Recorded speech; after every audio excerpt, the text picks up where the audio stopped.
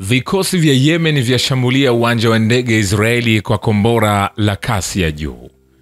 Vikosi vya kijeshi vya Yemen vimeendesha operation nyingine dhidi ya utawala dhalimu wa Israeli kwa kulenga uwanja wa ndege wa Ben Gurion kwa kombora la kasi ya juu la hypersonic, ikiwa ni jibu kwa mashambulizi ambayo Israeli inaendeleza dhidi ya Palestina huko Gaza. Akizungumza Alhamisi, Brigadia Jenerali Yahya Saree, msemaji wa majeshi ya Yemen, amesisitiza kwamba Yemen itaendelea kutekeleza wajibu wake wa kidini, kimaadili na kibinadamu kwa watu wa Palestina hadi wakati ambapo hujuma za Israeli zitakomeshwa na mzingiro dhidi ya Gaza kuondolewa. Jenerali Saree ameonya kuwa majeshi ya Yemen hayatasita kujibu mashambulizi yoyote kutoka kwa Israeli dhidi ya taifa hilo kwa mashambulizi ya kisasi, ikiwemo marufuku ya usafiri wa anga kwenda na kutoka uwanja wa ndege wa Ben Gurion.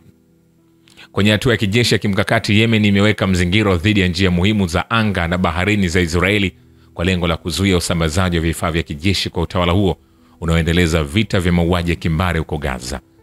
Jenerali Saree ameongeza kuwa majeshi ya Yemen yataendelea na mashambulizi ya kisasi dhidi ya utawala wa Kizayuni hadi ndani kabisa maeneo yanayokaliwa kwa mabavu ya Palestina, na kwamba mashambulizi hayo yatazidi kuongezeka kwa kasi.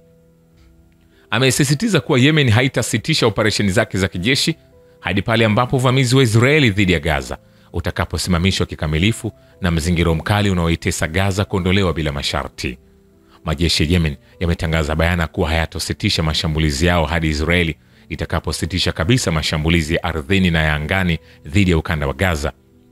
Tangu kuanza kwa mashambulizi makubwa ya utawala wa Israeli dhidi ya ukanda wa Gaza mnamo Oktoba 2023 hadi Jumatano tarehe 28 Mei 2025, ikiwa ni siku ya 600 ya vita, maisha ya kiraia katika eneo hilo yameporomoka kabisa chini ya mashambulizi yasiyokoma ya Wazayuni.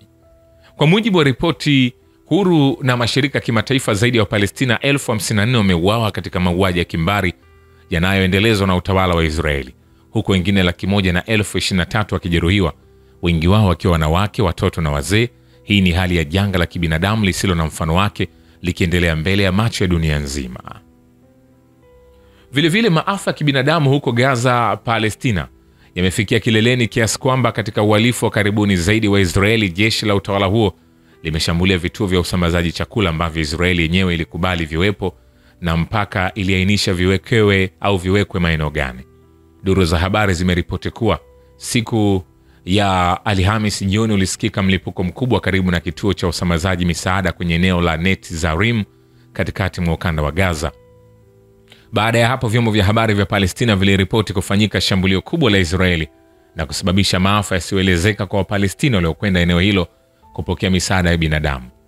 Kabla ya kutangaza habari hiyo, tayari Wizara ya Afya ya Palestina huko Gaza ilikuwa imetangaza kuwa kwenye muda wa saa 48 zilizopita watu 9 walikuwa wameuawa shahidi na zaidi ya 60 kujeruhiwa wakati wa shambulio jingine lililofanywa na jeshi la Israeli karibu na vituo vya kusambaza misaada vinavyoendeshwa na kampuni moja ya Kimarekani huko Rafah. Baadhi ya watumiaji wa mitandao ya kijamii walisambaza picha ya mmoja majeruhi wa uhalifu huu na jinsi alivyosafirishwa hadi mahali kwa matibabu, wakiandika, hivi ndivyo mtu aliyejeruhiwa kwa risasi na jeshi la Israeli akipelekwa kituo cha matibabu, na hii ndiyo hali ya Gaza. Mkuu wa shirika la Umoja Mataifa linalowahudumia wakimbizi wa Kipalestina UNRWA amezitaka nchi za Kiarabu katika Ghuba ya Uajemi kutenga sehemu ndogo tu ya fedha zilizotajwa katika makubaliano makubwa kati yao na Rais wa Marekani Donald Trump ili kusaidia wakimbizi wa Kipalestina wanaopambana kuendelea kuishi katika ardhi zao ambazo Israeli imezikalia kwa mabavu, na pia wale wanaoishi katika nchi jirani.